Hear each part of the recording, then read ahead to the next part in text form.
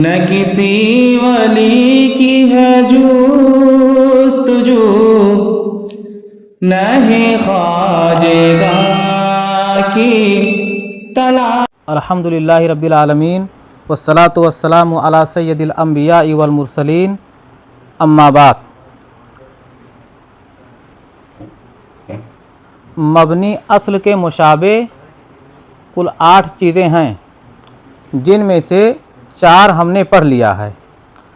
अब नंबर 5 है इसमें सौत।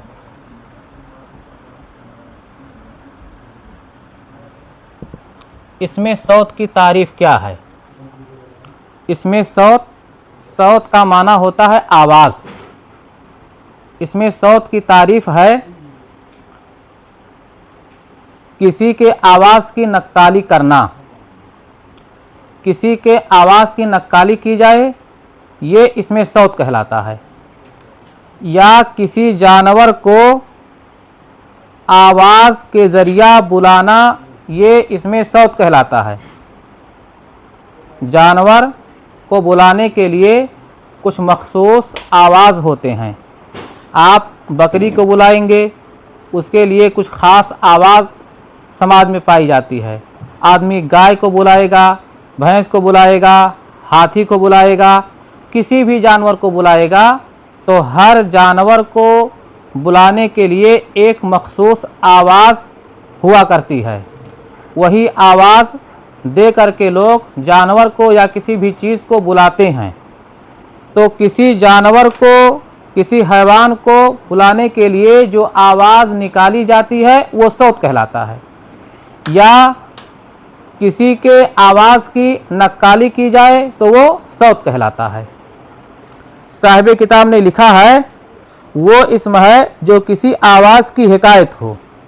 मतलब यहाँ पर यही है कि या तो किसी की आवाज़ की नक्काली की जाए, या तो किसी हैवान या जानवर को आवाज़ के ज़रिया बुलाया जाए, तो बुलाने के लिए जो आवाज़ इस्तेमाल की जाती है वो सौत कहलाता है। जैसे अरबी में एक कलिमा इस्तेमाल होता है ओह ओह।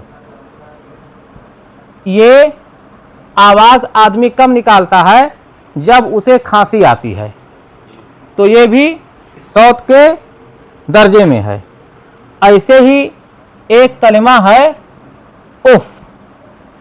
ये आवाज़ आदमी के मुंह से कब निकलती है? जब उसे दर्द का एहसास होता है, जब उसे दर्द महसूस होता है। दर्द का इजहार करने के लिए ये आवाज़ इंसान निकालता है उफ। ऐसे ही एक कलिमा है बख्खा बख्खा। ये आवाज़ आदमी कब निकालता है? जब उसे खुशी महसूस होती है। इसी तरह एक कलिमा है नखे नखे।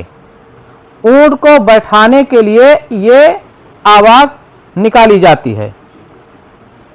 इसी तरीके से एक और कलिमा है गाक। ये कौवे की आवाज़ है। तो आप देखिए यहाँ पर आदमी खांसी के वक्त जो आवाज़ निकालता है वो भी सौत हुई। इसी तरह दर्द का इजहार करने के लिए जो आवाज़ निकालता है वो भी सौत है। खुशी का इजहार करने के लिए जो आवाज़ निकालता है वो भी सौत है। और जानवर को बैठाने के लिए, ऊंट को बैठाने के लिए जो आवाज़ निकालता है वो भी सौत है। और गाक ये कौवे की आवाज़ है, यानी कौवे के आवाज़ की नक्काली कोई करता है तो ये भी सौत है।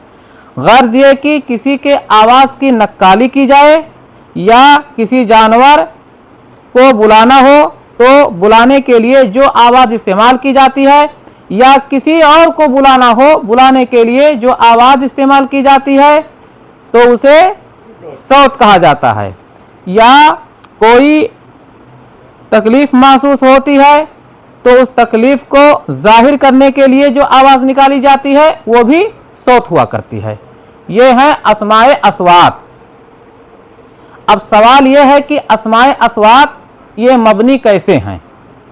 तो इसका सीधा सा जवाब ये है कि ये कलिमात तरकीब में वाक़ नहीं होते हैं। आप देखिए कहीं भी अस्माए अस्वात किसी भी जुमले में इस्तेमाल नहीं हुए हैं।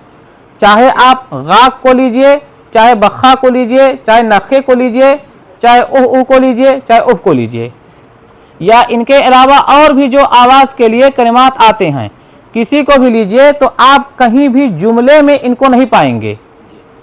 ना फ़ाइल बनकर आएंगे, ना मफ़ूल बनकर आएंगे, ना मजरूर बनकर आएंगे, ना मुब्तदा बनकर आएंगे, ना खबर बनकर आएंगे। यानी ये कलिमात जुमले में इस्तेमाल होते ही नहीं हैं, ये कलिमात तरकीब में इस्तेमाल होते ही नहीं हैं। और जो कलिमात तरकीब में इस्तेमाल नहीं होते हैं वो मबनी हुआ करते हैं, इसलिए इन्हें मबनियात में ज़िक्र किया गया और मबनी असल के मुशाबे वाले असबाक में इन्हें जगह दी गई। अब आज का दर्स हम यही ख़त्म करते हैं। आने वाले कल में एक नए दर्स के साथ मिलेंगे।